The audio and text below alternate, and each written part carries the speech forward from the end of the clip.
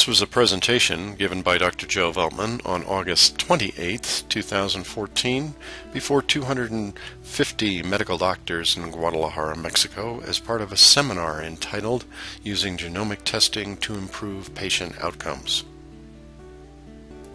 Okay, so we have come to the second part of the presentation, which is entitled Breast Cancer, BRCA1, BRCA2, ER Positive in Women, and How Genomic Testing Can Improve Patient Outcomes.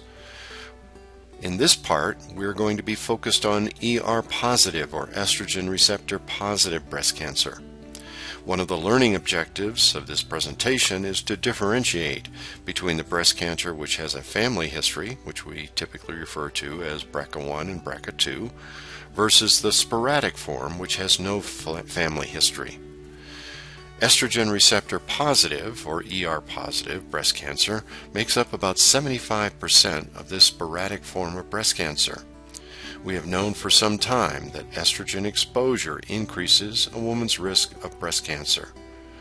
This was conclusively demonstrated in 2002 when all data from the Women's Health Initiative were analyzed. If you recall, the study found that women administered hormone replacement therapy had a significantly higher risk of developing breast cancer. We can now extrapolate that data to include the various forms of exogenous estrogen, birth control, a woman who's undergoing in vitro fertilization therapy, hormone replacement therapy, of course, and bioidentical hormones. And we don't want to forget that a premenopausal woman is exposed to endogenous estrogen every month. For some women, this source of estrogen can predispose them to ER-positive breast cancer, particularly if they have SNPs or single nucleotide polymorphisms on one or more of the estrogen detoxification gene pathways. More about this in a couple of minutes. There has been considerable controversy about the effects of different types of HRT on breast cancer. Are bioidentical hormones safer than HRT? Can the route of administration of a hormone, whether that be oral, gel, or tablet, make a difference? And how does exogenous hormone impact the gene activity in a woman's breast? The first research to answer these questions was presented at the 14th Annual International Menopause Society on May 2, 2014 by Sondervist and his colleagues, who looked at the type of HRT, that which was studied in the Women's Hormone Initiative, which was conjugated equine estrogen plus progesterone, acetate, versus estradiol plus micronized progesterone, and route of administration of these hormones on gene activity in a woman's breast.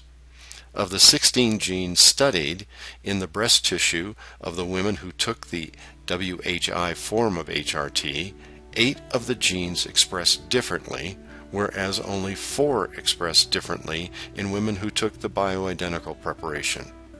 For those that are interested in the materials and methods section, 30 women were in each of the treatment groups, and they were given 2 cycles of the different types of HRT and different routes of administration, oral for the WHI HRT and transdermal estrogen plus oral micronized progesterone for the bioidentical. Breast biopsies on each woman were performed before and during the 2 cycles of hormone replacement. The abstract did not identify the gene studies, so we will need to wait until the results are published in a refereed journal to assess which genes that they were evaluating.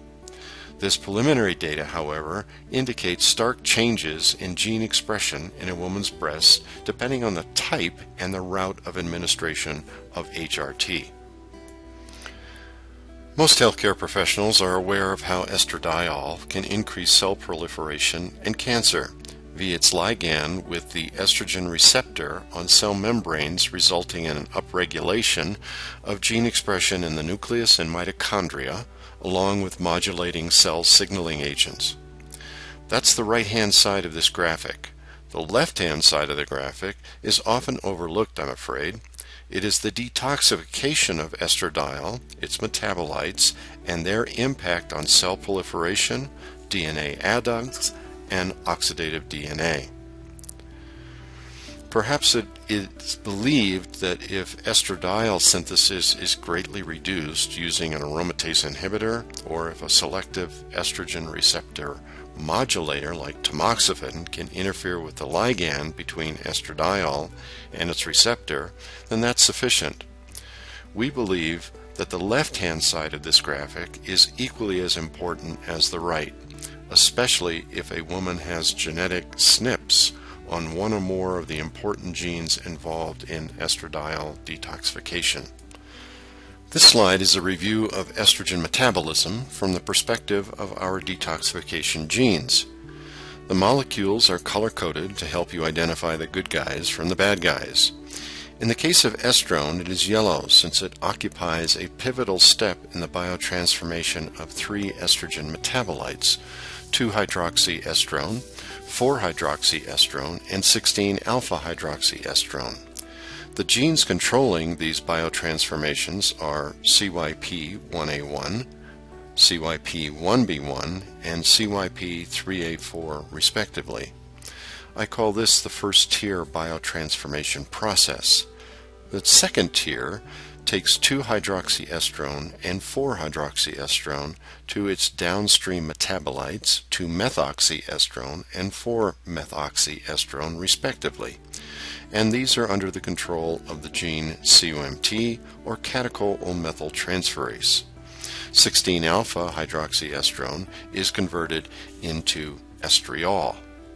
4-hydroxyestrone can also be converted into the 3,4-estrone quinones, which, as you can see, is a highly reactive molecule and is capable of generating DNA adducts either by itself or by free radicals. The first step in this process is to neutralize the free radicals to hydrogen peroxide by MNSOD, or superoxide dismutase gene, and converting the 3,4-estrone quinones into glutathione conjugates via the GST or glutathione S transferase genes, GST M1, T1, and P1. SNPs on one or more of these genes involved in this estrogen detoxification process can alter this biochemical pathway and increase the risk of ER-positive breast cancer. Recent advances in genomic testing has allowed us to evaluate the phase 1 detoxification genes associated with estrogen metabolism, as well as phase 2 detoxification genes. This test is called the estrogen gene test, and as you can see, we cover 6 different genes across many of the different biochemical pathways associated with estrogen metabolism. Until recently, research pertaining to the estrogen detoxification pathway focused on only maybe 1 gene, or at the most 2, and how it affected breast cancer risk. Cernay and her colleagues in 2011 described the impact of multiple gene SNPs within the estrogen detoxification pathway on ER-positive breast cancer risk among postmenopausal women. More than a 12-fold increase in breast cancer risk was observed when a woman had SNPs on CYP1B1, COMT, and MNSOD. And while the other combination of SNPs were significantly less than 12, SNP combinations in this estrogen gene pathway resulted in OR values greater than 2 for the following 2 SNP combinations, CYP1B1 and COMT, or COMT and MNSOD. For 3 SNP combinations, for example CYP1B1, COMT, and GST-P1, or COMT, GST-P1, and MNSOD, the OR values were likewise greater than 2. What accounts for a 12-fold increase in breast cancer risk among postmenopausal women for the SNP combination of CYP1B1, COMT, and MNSOD?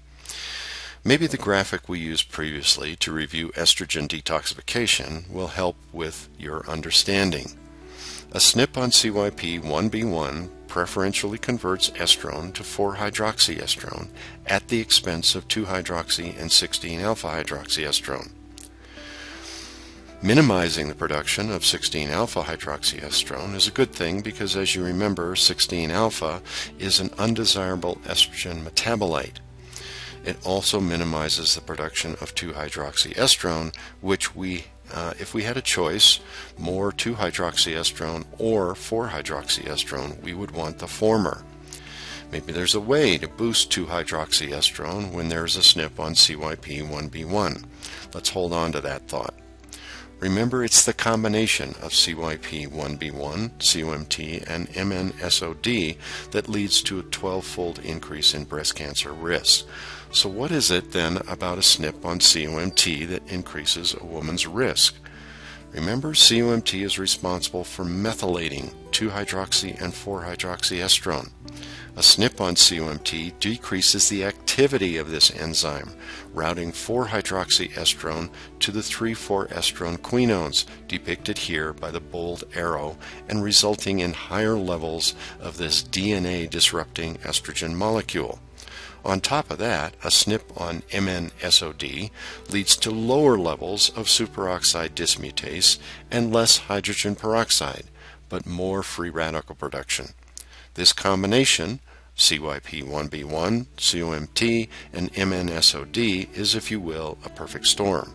Too much 4-hydroxyestrone, too much 3,4-estrone quinones, and way too many free radicals, which DNA cannot recover, leading to a higher breast cancer risk.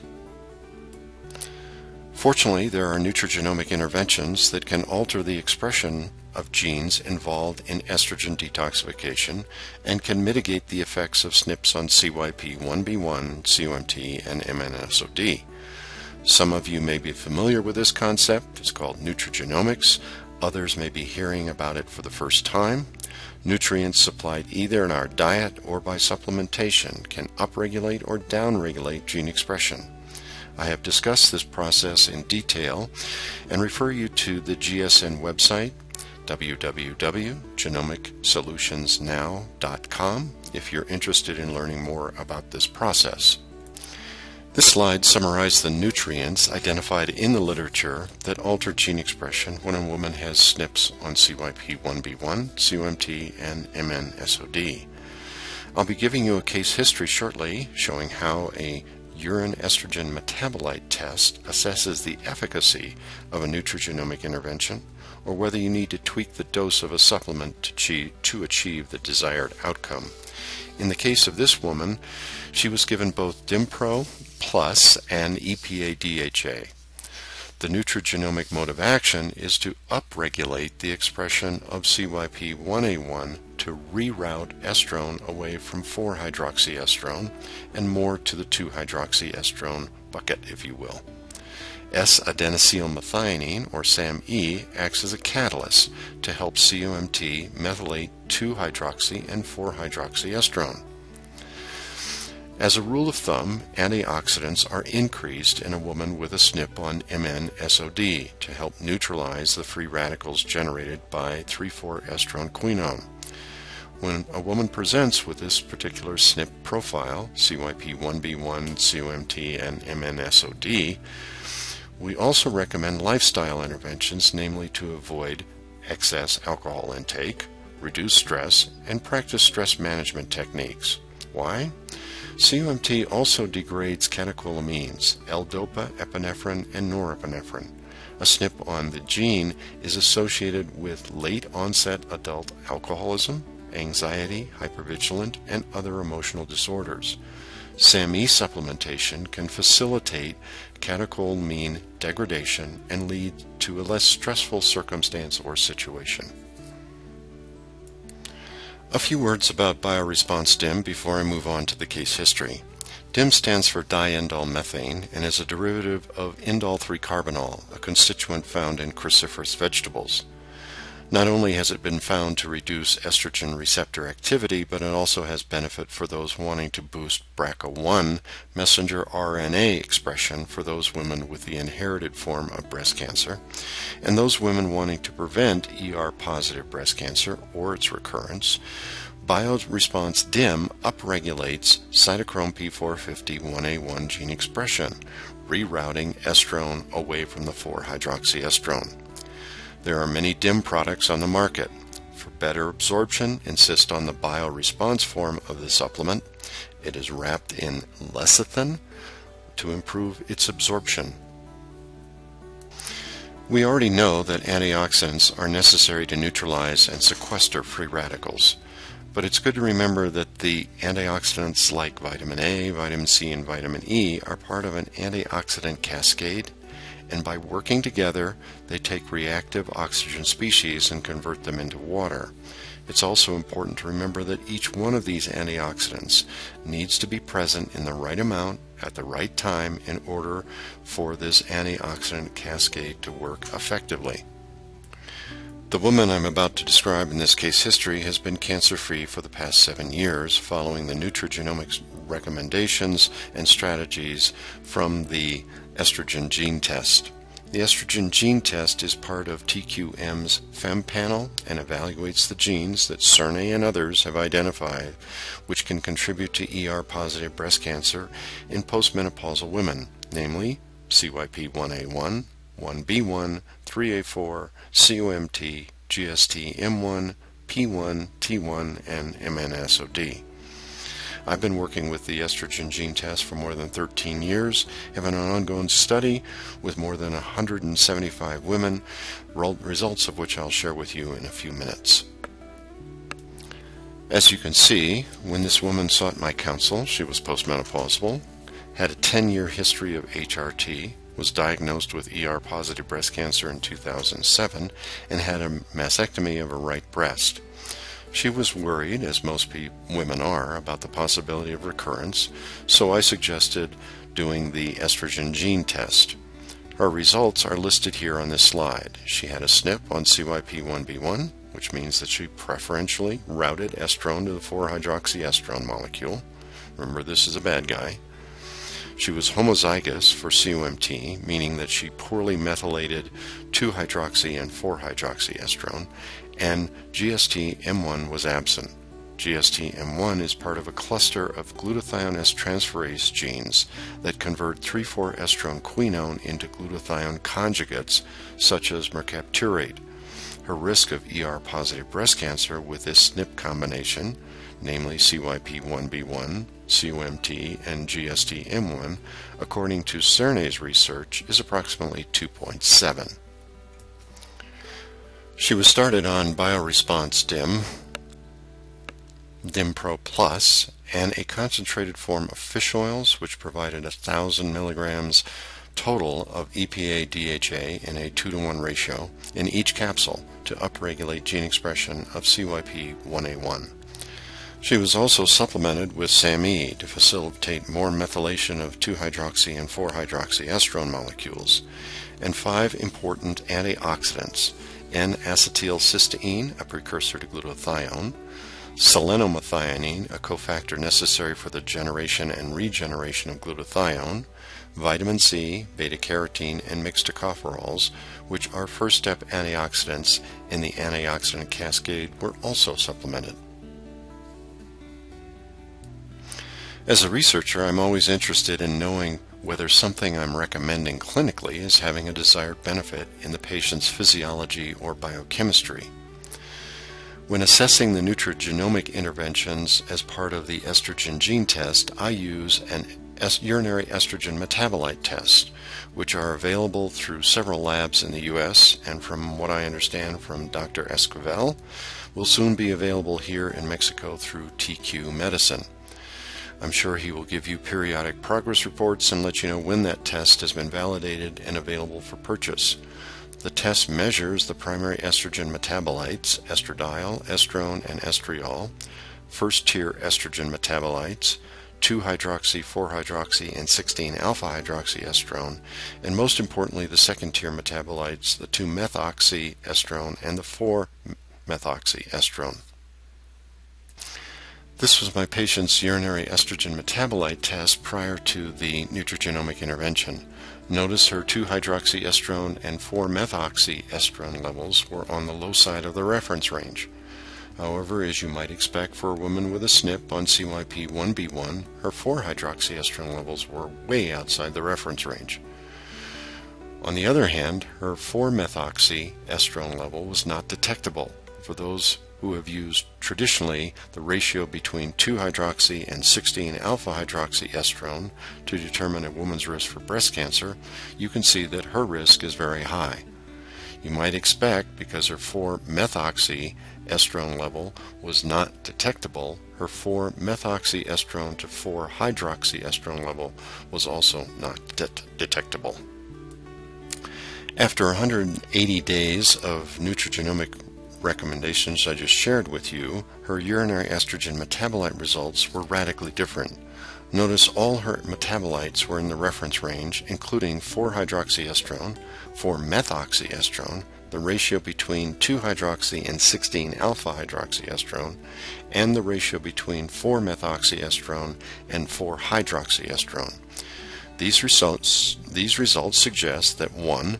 Nutrigenomic strategies based on a patient's DNA can improve a patient's urinary estrogen metabolites. Number 2. Minimize her risk for ER-positive breast cancer recurrence. And 3. Give her a psychological boost by following a personalized protocol to beat the odds of breast cancer recurrence. This translates into better patient outcomes, in my opinion. I want to make it perfectly clear that we are not recommending a woman diagnosed with ER-positive breast cancer forego any conventional treatments like radiation, chemo, and if necessary surgery recommended by her oncologist. We are advocating that all women take the estrogen gene test, however. The results will help the healthcare professional determine if a woman needs nutrigenomic support to mitigate her risk of ER-positive breast cancer or its recurrence brought about by a woman's inability to effectively detoxify estradiol or its cancer-causing metabolites.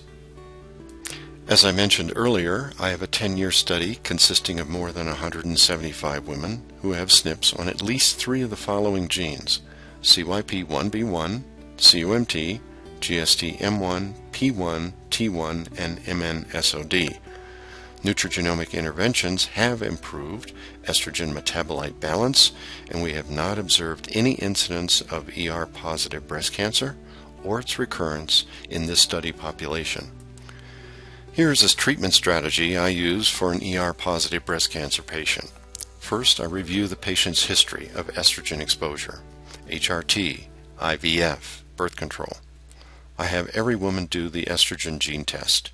You can order it through TQ Medicine and Dr. Esquivel's office. When you get the results, interpret them correctly. I only used one example in this presentation this evening, but I have literally done hundreds and have seen every different type of SNP combination. Dr. Esquivel knows that he can call me for my interpretation of a patient's results, and I will give him my nutrigenomic recommendations, suggestions, thoughts, and ideas based on my 14 years of genomic testing. As part of best practices, I am recommending an estrogen metabolite biomarker test to assess the effectiveness of a nutrigenomic intervention. I believe this test is under development here in Mexico, and from what I understand, will be available soon. The medical paradigm of one-size-fits-all no longer applies in the era of personalized medicine based on genomic testing and nutrigenomic strategies. We have demonstrated that it can improve biomarkers, prevent ER-positive breast cancer or its recurrence in a sizable population of premenopausal and postmenopausal women, and psychologically it gives women an edge, knowing that she is personally taking responsibility for her health and well-being. Thank you for your time and attention this evening. I will entertain any questions you have at this time.